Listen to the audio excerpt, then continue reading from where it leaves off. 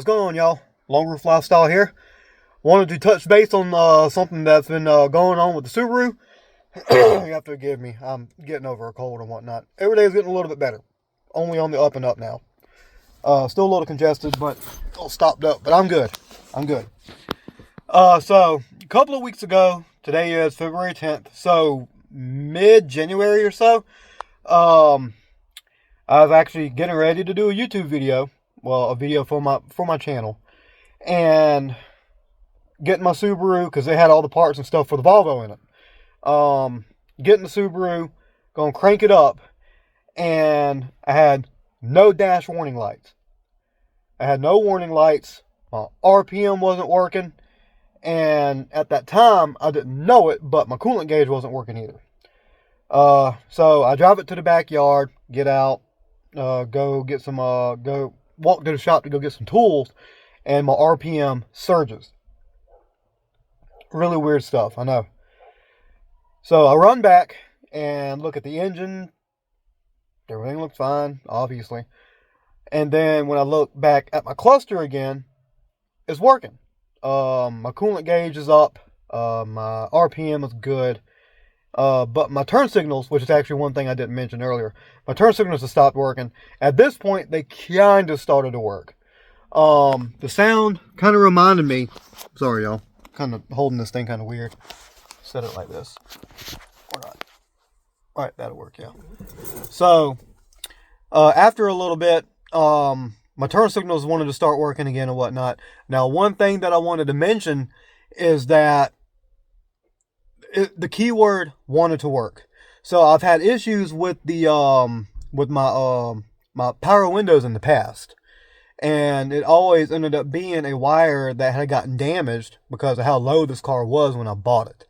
I've raised it up about 1 inch since then, but the car was so low when I got it, it had damaged the wiring harness that is behind the driver's side front fender. Now, whenever this particular wire that powers my windows, whenever it acts up, my window switches will buzz when I try to work them. And so that same buzz is what it was doing with the turn signals when I tried to work that at the time. Now, you know, I mentioned RPM started working and whatnot. Let's fast forward a few days after that.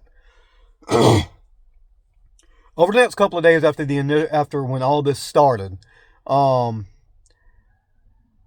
it progressively got worse. The RPM gauge became erratic. My coolant gauge became erratic, and for whatever stupid reason, when I used my turn signals, my car was shut off.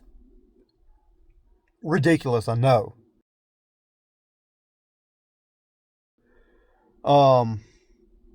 So eventually it just got to the point of, you know, I can't drive the car no more. So I parked it and I drove my my white car, my Volvo, whenever I needed to be able to get to and from work, etc., etc. Now, today is February 10th, and for the past maybe 2.5 weeks, I have been working on this car. I have been troubleshooting everything I can think of. Dang, I'm sorry, y'all. I've been doing everything that I could think of to try and figure out what was going on with this car.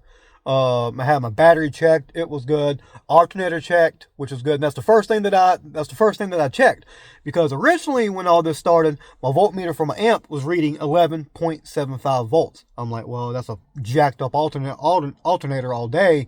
I'll go and get another one. When I got another one, put it in, same thing. Nothing worked.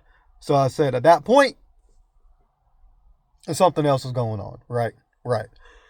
So I started tearing into it, and I will show you all that right now. Look at the state of this car right now. Look at this. When I say I tore into it, I tore into it. Now, the cause for all this was, well, I can't show y'all it. Well, I guess I could, but anyway, I'll try and explain it a little bit. So the ignition relay on this car, it's got an ignition relay that sets in a row of three relays to the left-hand side of the interior fuse box. And I'll show y'all that right now, actually. Yeah, let's go ahead and do this.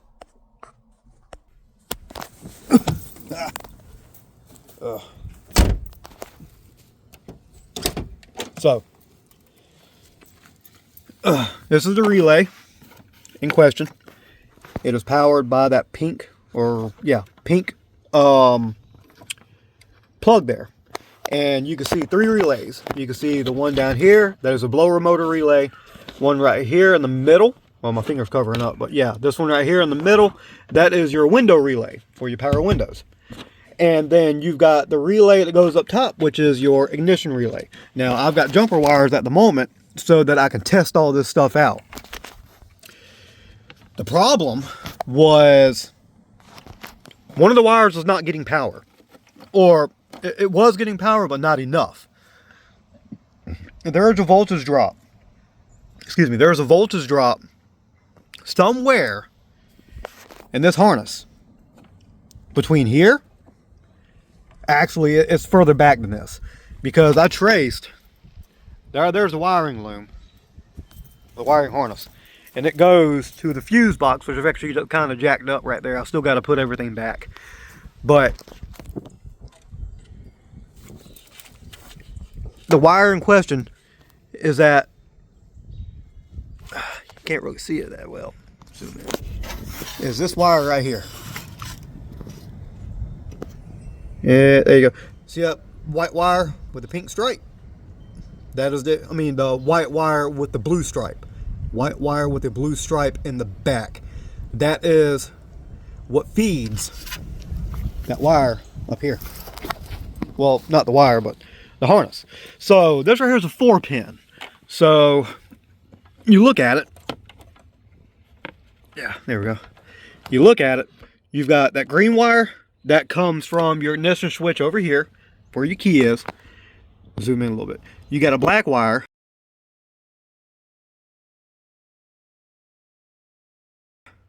As you can see right there. But then you've also got a green wire with the white stripe, which you can see that right there. That wire goes to so many other things in this car that I had no freaking idea. It helps to power this stuff here. It helps to power your dash. I mean, just so many things in this car use what seems to be the voltage that comes off of this thing, and it goes to the rest of the car. And in order for it to output, it must intake the voltage from that fuse box.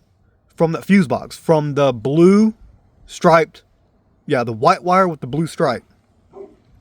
There's a voltage drop somewhere in that harness up there.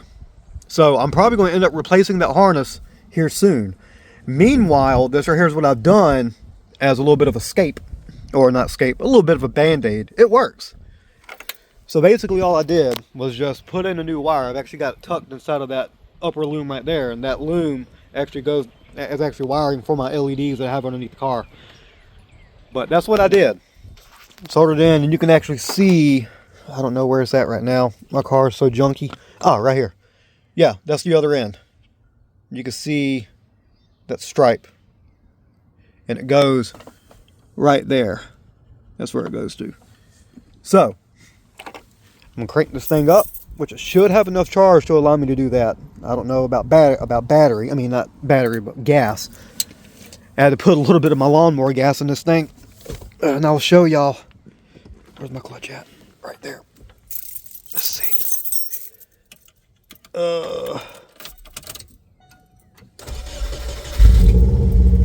I ain't gonna leave it running long because I don't have gas. But you see that? Nothing works. Nothing works. And unfortunately, it's not cut yet. But if I was to put that yellow wire, which is the wire that I've got running up to my fuse box, and hook it up to that one prong right there.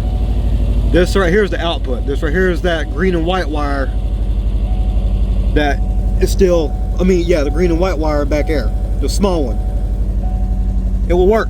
I tested it out yesterday, verified it. It works perfectly fine. So, again, if you end up having issues with your dash for your RPM, your coolant, oh, and your battery. That is the big thing here. So whenever it comes to your alternator charging, your battery light right there must be getting power from somewhere, preferably an ignition switch, of course, because that right there goes to a black and white wire that goes to that 2-pin connector. On this car, it's a 2-pin that goes to a 2-pin connector. You've got a, I think it's a, actually, you know what, my hood's open. Let's go ahead and show you.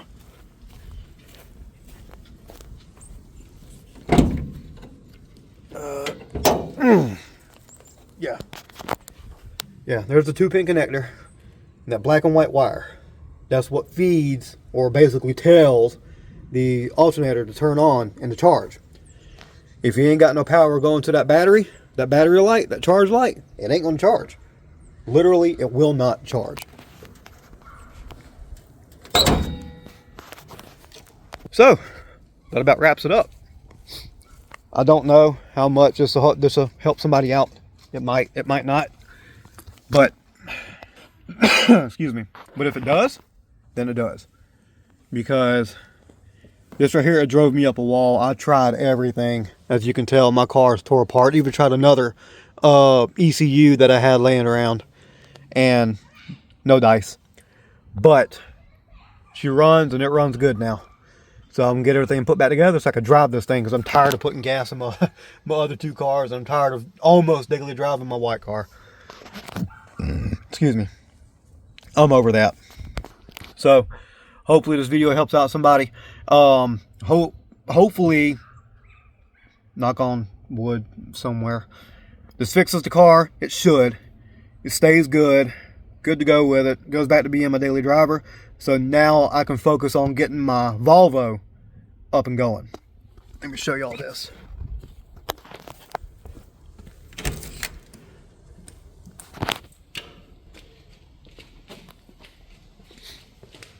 Yeah, all this right here, Volvo stuff. New radiator, some stuff here. I forgot what that is. Yep, coolant for the drain. There should be some spark plugs. There's a coolant temperature sensor in there somewhere. And then this right here is the intake manifold gasket.